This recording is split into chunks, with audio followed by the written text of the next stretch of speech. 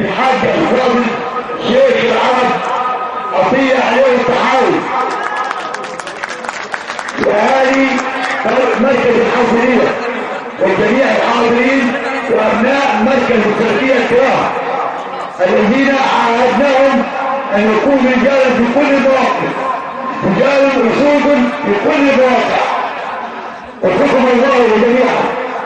ثانيا، مصر في هذه المرحلة تحتاج الى وقفة الرجال، وقفة كريمة لإنقاذ مصر.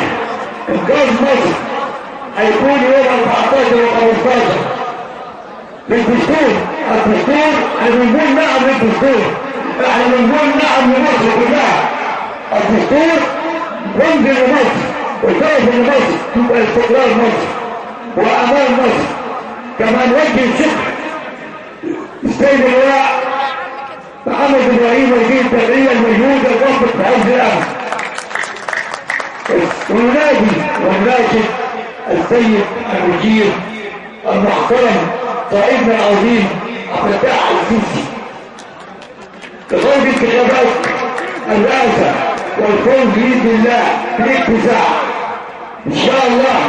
صورة موجوده في الصعيد كلها، في جميع البيوت، في جميع الشوارع، في جميع الميادين، صورة موجوده على السيارات وطريقهم التشجيع.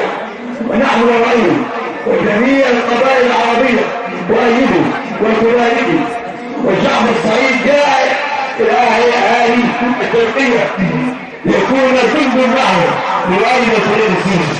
نعم للديمقراطيه، نعم للدستور، نعم للحريه والكرامه.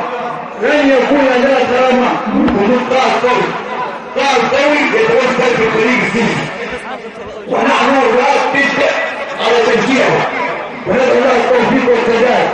بارك الله فيه وفي قوات المسلحه الاحرار وقيادات الاحرار الذين خلصونا من العذاب.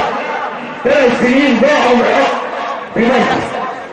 ربنا يوفقنا جميعا لان نكون كلمه حق يوم 14 و15، وان نخرج دون خوف او تكافل لصرف اي شخص سيؤدي الى اوقات عمليه انتخابيه سيتواجد